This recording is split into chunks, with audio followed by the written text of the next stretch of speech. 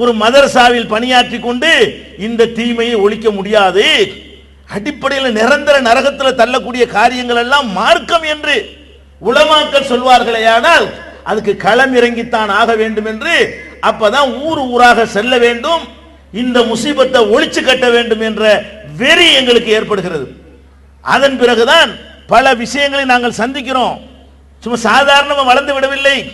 எந்த அளவுக்கு அன்னைக்கு நிலைமை இருந்தது என்று சொன்னால், இன்னொரு நிகழ்ச்சி உங்களுக்கு சொன்னால் புரியும் எந்த அளவுக்கு இந்த ஷிர்கில் உள்ளவர்கள் அதுல எவ்வளவு நம்பிக்கையோடு எவ்வளவு பிடிப்போடு இருந்தார்கள். தௌஹீது என்று அங்கொன்றும் இங்கொன்றுமாக இருந்தவர்கள் பெயரளவுக்கு தௌஹீதுகளாக எப்படி இருந்தார்கள் என்பதற்கு நான் சொல்லக்கூடிய இந்த சம்பவம் ஒரு சான்றாக இருக்கும். இந்த காலகட்டத்தில் என்னை காயல் பட்டணத்திலே ஒரு நிகழ்ச்சிக்காக கூப்பிடுகிறார்கள், தௌஹீது கூட்டத்துக்காக கூப்பிடுகிறார்கள்.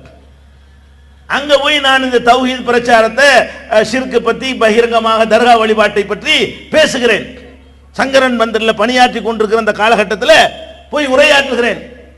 உரையாற்றினால் அங்க ஒரு நோட்டீஸ் கொடுக்குறாங்க. என்ன நோட்டீஸ் தெரியுமா? அந்த ஊர்ல ஜலீல் மைதீன் ஒருத்தர் இருக்கிறார்.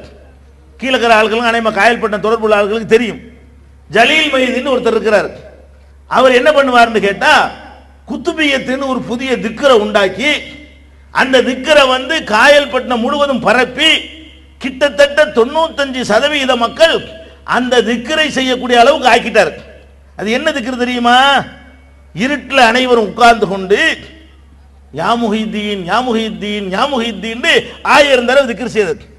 அல்லாஹ்வை திக்ர் செய்ய வேண்டியவர்கள், அல்லாஹ்வை அழைக்க வேண்டியவர்கள் எதை அழைக்கிறாங்க? குத்துபு யா குத்துபான்னு ஒரு பைத் இருக்குது. அந்த அந்த பைத்தில் உள்ள உத்தரவுப்படி இந்த திக்ர் நடத்துறதுனால இதுக்கு பேர் குத்துபியத்து. இதன் பேர்ல என்ன செய்வாங்கன்னா, இருட்டில் உட்கார்ந்துக்குவாங்க. உட்கார்ந்துக்கிட்டு லைட் எல்லாம் ஆஃப் பண்ணிவிட்டு ஒரு மாவை வேற பரப்பி வச்சிருவாங்க. அது எதுன்னா, அப்துல் காதிர் வருவாராம். அந்த மாவுல காலடித்தனம் இருக்குமா. லைட் 1000 தடவை திக்ர் செஞ்சுட்டு பார்த்தோம்னா அவர் அடையாளம் இதுல இருக்கு, மாவுல பாதத்தினுடைய அடையாளம் இருக்கு. இவங்கள காலை வச்சிருது.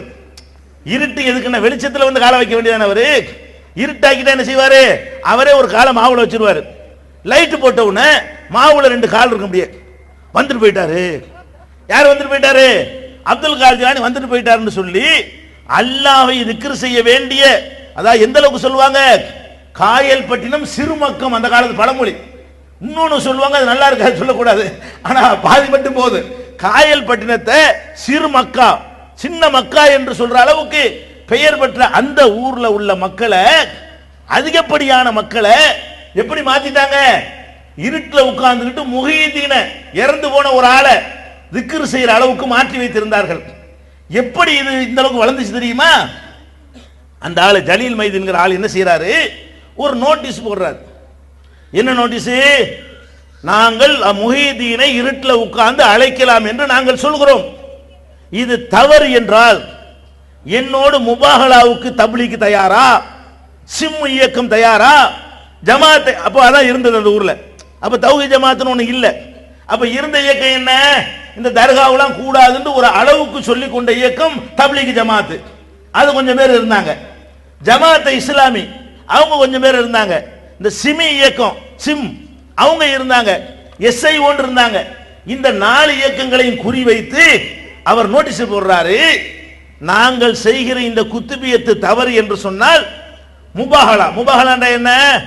பொண்டாட்டி பிள்ளையோடு வரணும், அவர் வரணும். யார் எதிர்க்கிறாங்களோ அவங்களும் பொண்டாட்டி பிள்ளையோட வரணும். இதுல நாங்கள் பொய் சொன்னால் எங்கள் மீதும் எங்களுடைய மனைவி மக்கள் மீதும் அல்லாஹ்வுடைய சாபம் இறங்கட்டும் அப்படின்னு கேட்கணும். இதே மாதிரி அவங்களும் கேட்கணும். இதுக்கு நீங்க தயாரான? அல்லாஹ்வை நம்புறீங்களா? அவன் கேட்கறான், நோட்டீஸ் அடிச்சு கேட்கறான். நீ அல்லாஹ்வை நம்புறீங்களா? நீ நம்புற நெசமா இருந்தா நான் முஹீதீனை நம்புறேன், நான் இப்ப உன்னை முபாஹலா கூப்பிடுறேன், நீ வர்றியா அப்படின்னு சொல்லி 5 வருஷமா நோட்டீஸ் விடுறான். இவங்க எந்த கூட்டம் போட்டாலும் நோட்டீஸ் போட்டுருவாங்க. தப்லீக் போட்டாலும் போடுவாங்க, சிம்மு போட்டாலும் போடுவாங்க, ஜமாத் இஸ்லாமி போட்டாலும் போடுவாங்க. இந்த தௌஹீத் பேசக்கூடிய இந்த மேம்போக்கு தௌஹீத் கூட்டம் இருக்க, இவங்க எல்லாம் மேம்போக்கு. இவர்களுக்கே தௌஹீத் நம்பிக்கை இல்ல. நம்பிக்கை இருந்தா சேலஞ்ச் ஏத்துக்கணும்ல. அட செத்து போன ஆளை வச்சு நீ பயங்காட்டுற, என்றும் சாகாத நித்திய ஜீவனை நான் நம்புறேன், யார்டா போட்டி போடுறேன்னு கேட்கணுமா இல்லையா? அந்த திராணி கிடையாது. அப்ப 5 வருஷமா அவன் இந்த நோட்டீஸ் வெளியிட்டு இருக்கிறான். பேசாம அதை பத்தி கண்டுக்கிறாம அப்படி மென்மையா மயிலர்களால வருன்ற மாதிரியே போய்கிட்டு இருக்கிறாங்க. அதனால மக்கள் அப்படி இங்க இருந்தெல்லாம் மாறி மாறி போயிடுச்சு. கூப்பிடுறான்ல, நீ மாட்டேங்கிறீல, ஏய் நீ உண்மையா இருந்தா நீ போகணும்லப்பா, அவன் உன்னை கூப்பிடுறான் முபாஹலாக்கு, நீ போனியா? அவன் உன்னை நீ மறுக்கிறியே, அப்ப அவன் தானே உண்மையாளராக இருப்பான் அப்படிங்கிற மாதிரி தப்லீகில் உள்ளவன் மாறுறான், ஜமாத் இஸ்லாமியை மாறுறான், சிம்ல உள்ளவன் அங்கிட்டு போய் உழுவுறான். மொத்த காயல் பட்டணம்னு சொல்ற அளவுக்கு விரல் விட்டு எண்ணுகிற சிலரை தவிர எல்லாம் போய் குத்துபியத்து இருட்டு திக்கர்ல போய் மூழ்குது. அதை கண்டிச்சு நான் பேச போறேன். நம்ம கூட்டத்திலே கொண்டாந்து விடுறாங்க நோட்டீஸ். நான் பேசிக்கிட்டு இருக்கும் பொழுது இதே நோட்டீஸ் எங்க வருது? 5 வருஷமா விடுற அதே நோட்டீஸ் நான் பேசுகிற இந்த கூட்டத்திலையும் தைரியமா உள்ள வந்து இது மாதிரி நீங்க எல்லாம் உட்கார்ந்துருக்க என்ன தைரியம்? 50 பேர் இருந்தாங்க அந்த காலத்தில், அவ்வளவுதான். இவ்வளவு கூட்டம்லாம் இல்ல, மொத்தமே ஒரு 50 பேர் இருந்தாங்க. அவன் வந்தான், அவன் அதிகமான நம்பரு, தடுக்க விட முடியாது. அவன் பாட்டுக்கு இந்த சவால் நோட்டீஸை கொடுத்துட்டு ஏறி என்கிட்ட ஒன்று தண்டு இறங்கிட்டான். நான் பேசிக்கிட்டு இருக்கிறேன், மேடையில் ஏறி என் கையில ஒன்று தந்துட்டு இறங்கிட்டான். அப்படி பார்த்த உடனே முபாஹலான்னு போட்டிருக்கா, முக்கியமான விஷயமா இருக்குமே கொடுத்துட்டு வர்றான்னு சொல்லி நிறுத்தி அதை படிச்சுட்டு என்ன செஞ்சோம்? முபாஹலா தானே, அட செத்து போன ஆளு இருக்காரா இல்லையா, அவர் நல்லடியாரா இல்லையா, அவர் சொர்க்கவாசிய நரகவாசியன்னு தெரியாத ஆளை காட்டி நீ பயம் காட்டுற. அப்ப ஒரு வசனத்தை நான் வாசிச்சேன். ஒய்யு ஹவ்விஃபூனக பில்லதீன மின் தூனிஹி அலைஸல்லாஹு பிகாஃபின் அப்தா. அல்லாஹ் அல்லாதவர்களை சொல்லி உம்மை பயமுறுத்துகிறார்கள், தனது அடியாருக்கு அல்லாஹ் போதுமானவன் இல்லையா? அல்லாஹ் கேட்கிறான்.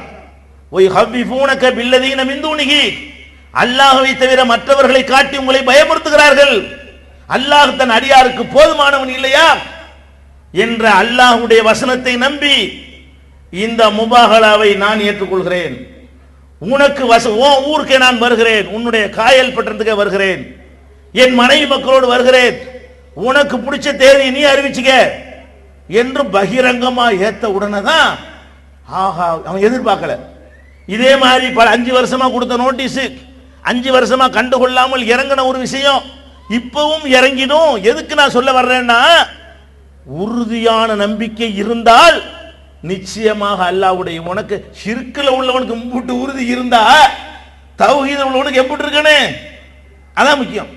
அது மாத்திரம் உங்களுக்கு இருந்தால், இன்றைக்கும் அந்த உறுதிப்பாட்டில் அசைக்க முடியாத நம்பிக்கை உங்களுக்கு இருந்தால் இன்றைக்கும் வெற்றிக்கு மேல வெற்றி தான். அதுல எப்ப சருகுவீங்களோ, எப்ப இறங்குவீங்களோ, அப்ப தோல்விக்கு மேல தோல்விதான். இதான் தௌஹீதுங்கிறது. ஆனா அல்லாஹ் மேல இப்படி நம்ப நீ எதுக்கு அல்லாஹ் பண்ண நம்புற? ஏத்துக்கிட்ட உடனே ஓட்டம் பிடிக்க ஆரம்பிக்கிறான். நம்மளை விரட்டிக்கிட்டு வந்தாலு அப்புறம் இவங்க எல்லாம் தம்பாய் போய் கேட்கறாங்க, எப்போ வச்சுக்கலாம், வரட்டும், அவர் வீட்டுல இல்ல, வெளியூர் போயிருக்கிறாரு.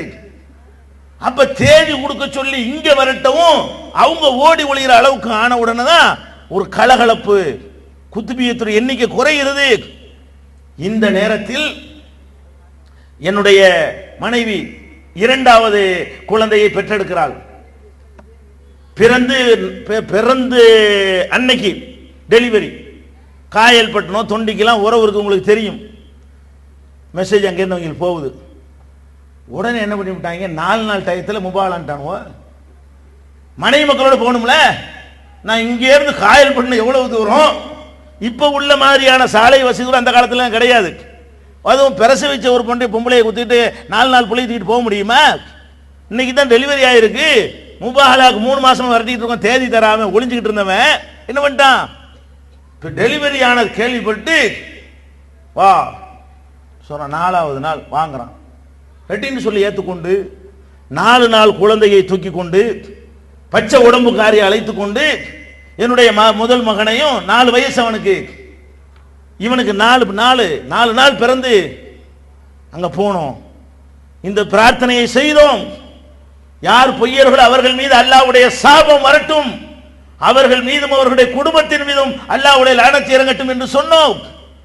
இப்ப நான் ஜலீல் மைதீன் ஒரு ஆளை சொல்றேனே, இப்பதான் உங்கள முத ஒரு பேரை கேள்விப்படுறீங்க.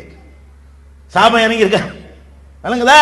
அல்லாஹ் என்ன பண்ணனா, எந்த கொள்கையை வைத்து முபாஹலா செய்தார்களோ அந்த கொள்கை அன்றைக்கு சாவு மணி அடிக்கப்பட்டது, அன்னையோட குத்துபியத்து ஒளிஞ்சது. அது நாடு பூரா விஷக்கிருமி, லால்பேட்டில் 10 கொடுக்குறாங்க, வேலூர்ல கொடுக்குறாங்க, இதெல்லாம் கூடாதுன்னு அப்ப ஒழியாத குதுபியத்து நாம் காட்டுகிற கொள்கை எதுக்கு இதெல்லாம் நான் சொல்றேன்னு கேட்டா, ஷிர்க்குக்கு ஆதரவாக உலமாக்கள் மாநாடு போடுகிற நிலைமை, நபிகள் நாயகம் யூதர்களை முபாஹலாவுக்கு அழைத்தால் யூத கொள்கையை விட கேடுகட்ட கொள்கையில் இருக்கிறவன் தௌஹீத்வாதிய முபாஹலாவுக்கு அழைக்கிற ஒரு நிலைமை எப்படி நிலைன்னு பாத்தீங்களா? எந்த அளவுக்கு மோசமாக 25 ஆண்டுகளுக்கு முன்னால் நிலைமை இருந்தது.